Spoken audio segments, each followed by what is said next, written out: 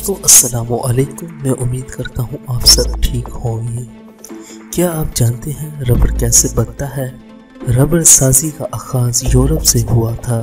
سن 1736 میں ایک فرانسیسی سیاح نے دیکھا کہ جنوبی امریکہ کے باشندے ایک مخصوص درخت کے تنے سے گہرا مائع نکال کر لچکدار گیندیں بنا رہے تھے۔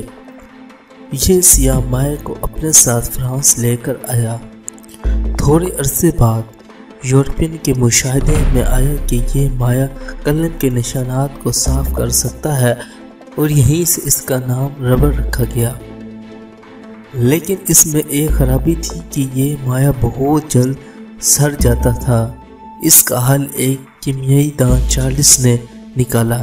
چارلس باقاعدہ پڑھا لکھا تو نہیں تھا، تاہم مختلف لوگوں کے ساتھ کام کر کے کیمیائی اور انجینئرنگ کے شعبے میں بہت کچھ جانتا تھا۔ چارلس نے ہی ربڑ سازی کا آغاز کیا، جہاں ربڑ کو مختلف کیمیکلز کے ساتھ ملا کر اسے محفوظ بنایا۔ دوستوں آئیے جانتے ہیں کہ ربڑ کیسا بنتا ہے۔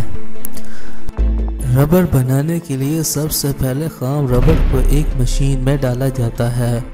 مشین میں یہ ربڑ گرم رولز کے درمیان سے بار بار گزارا جاتا ہے۔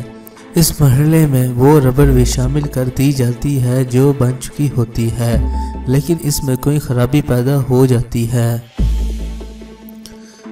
اس کے بعد اس میں سلفر کی آزمائش کی جاتی ہے جو اسے خراب ہونے سے بچاتی ہے۔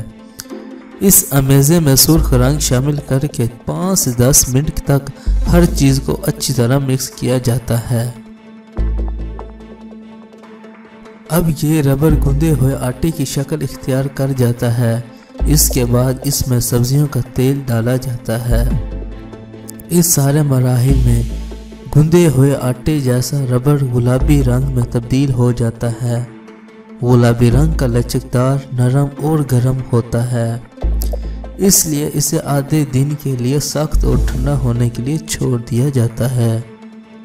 جب یہ ٹھنڈا ہو جاتا ہے تو اس کو ربڑ چوکر کی شکل میں کاٹ لیا جاتا ہے۔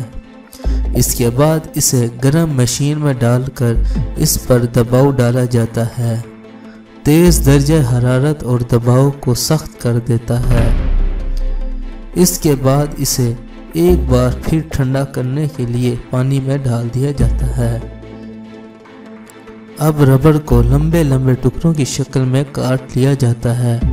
یہاں پھر اسے گرم درجہ حرارت پر سخت کرنے اور بعد میں ٹھنڈا کرنے کے بعد اسے چھوٹے چھوٹے ٹکڑوں میں کاٹ لیا جاتا ہے۔ آخری مراحل میں ان کے کناروں کو تراش کر گول کر لیا جاتا ہے، جس کے بعد ان پر چھپائی اور پیکنگ کا کام شروع ہو جاتا ہے۔ دوستوں میں امید کرتا ہوں آج یہ چھوٹی سی ویڈیو آپ کو پسند آئی ہوگی۔